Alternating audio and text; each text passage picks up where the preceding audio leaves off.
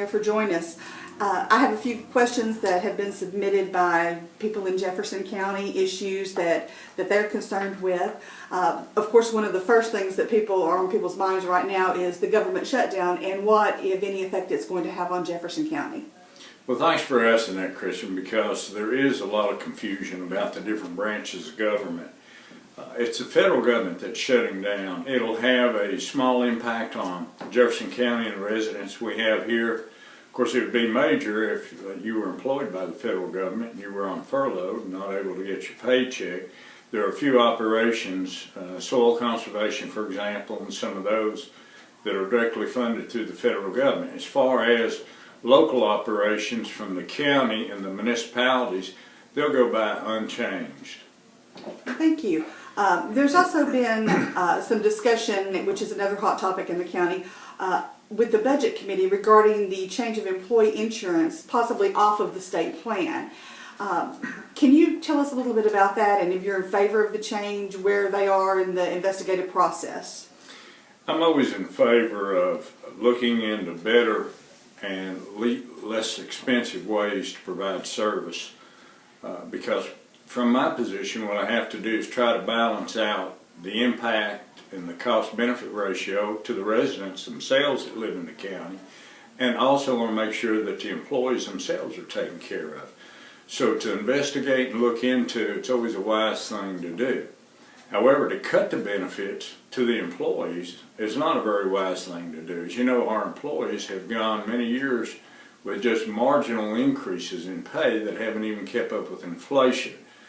You can't continue to ask people to work for the county and provide service that the residents want while you continue to cut their pay and their benefits. We have to spend every penny that we receive of taxpayer money wisely. So to look at the program, make sure that we're getting the biggest bang for our buck, it's important that we do that. There's also been a question raised since you brought this up. If there's any changes, will it have an impact on the educational system, the teachers that are in the system? Well, in reality, I think at some point it's going to have to, because we are now under the 81 Act in Jefferson County, and that means everybody is supposed to be treated the same, either the education side with the general fund side. So now, if there are some changes and they are negative, I'm certain that at some point in time it's going to impact the teachers in our county as well. Thank you. Another financial issue that's facing our county right now is the deficit in the Sanitation Fund. The Audit Committee is entertaining a presentation from a private company regarding the landfill. Do you believe that the county is best served by maintaining our own landfill? Do you have any interest in seeing it privately managed? And the other side of that is paying off the deficit that we already have. According to some information from the Audit Committee, pennies might have to be allocated for residential tipping fee increases. Is that going to mean another tax increase?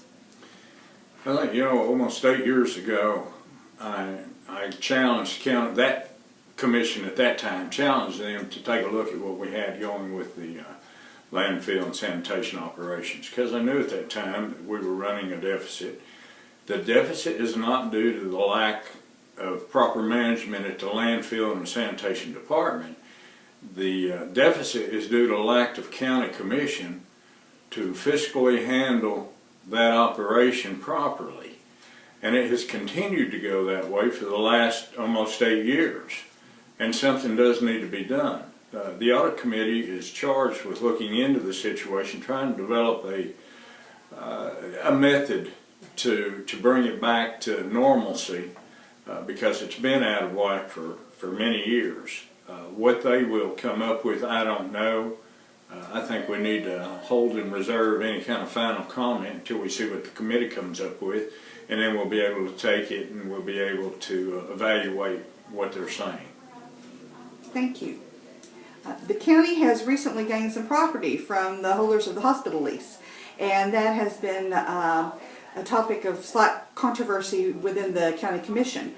The property is currently shared with Jefferson City. Are you in negotiations with Jefferson City? What do you foresee happening with those properties? in regard to those three buildings, and do you consider them an asset to the county? There are three properties, as you so well pointed out. We have Dr. Merritt's building, the old medical building here in Dandridge. We have the Bishop Avenue property where Dr. Milligan and Dr. Darby presently are. And we also have the third parcel, which is the free clinic. Those three belong to the city, Jefferson City and Jefferson County combined. And those properties were assigned back over to us just recently. Jefferson City passed theirs last month, or the month before last. Jefferson County adopted the lease amendment this past month. So the properties come back to us. And we need to take a look and see what we can use those properties for. The question came up, and I think rather silly questions started to come up. The condition of the buildings, you know, the roof, the air conditioning. That all three properties are really worth more than $1 million. So to question the city and the county receiving $1 million worth of property back in hand is kind of silly. I mean, that's looking a gift horse in the mouth. What should be done with it? I think the foundation board, the hospital foundation board, should take over the free clinic and lease it back to the free clinic for maybe $1 a year. Could the free clinic expand and move up to where Dr. Darby's office is now? There's a possibility. There are a host of different ideas and possibilities floating around, but we haven't really settled in on any one idea. I know one of the conversations that we've had recently were to have the finance department moving Dr. Merritt's building. Will that take place? I think this county is in dire needs of a county complex where we can house all the county offices. So I guess to answer your question, nothing has been settled at this point in time.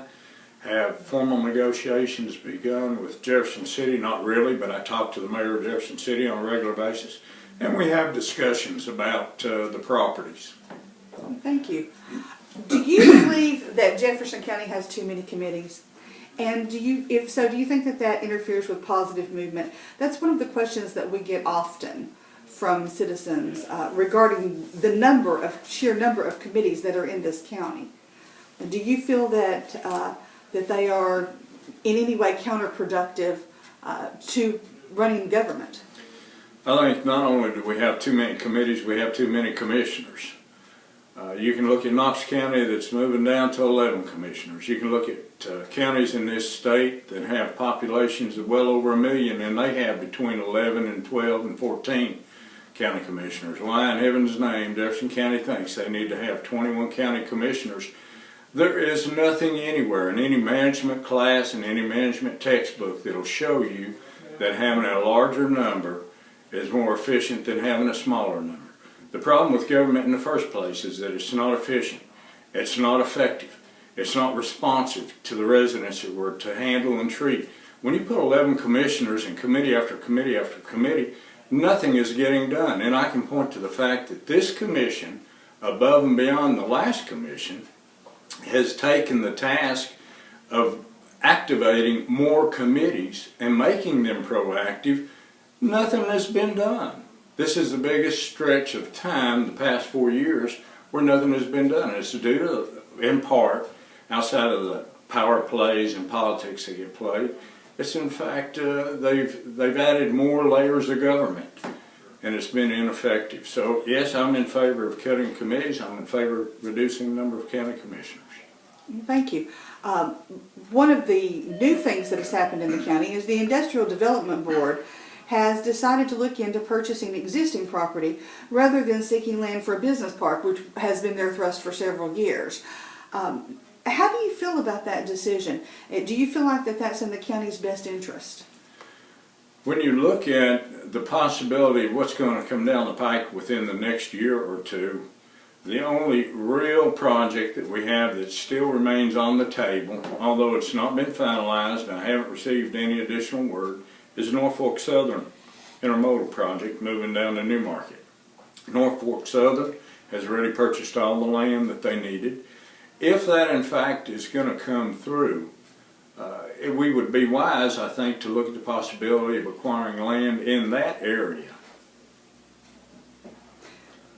Thank you, and I appreciate you taking time to speak with us, and I'll open it to you for closing remarks. Thank you. It's always a pleasure to meet with you, and I appreciate the opportunity getting to answer questions and express my position on things.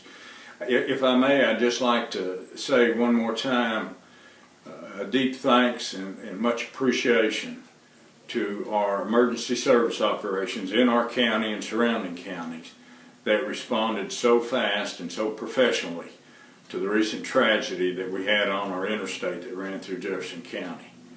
I extend my prayers and sympathies and thoughts to the families and loved ones that were passed in that accident, and continue to pray for those that are in the hospital still trying to recover.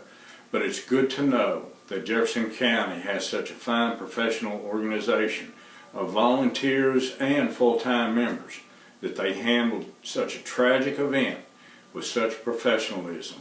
I'm grateful to be a Jefferson County.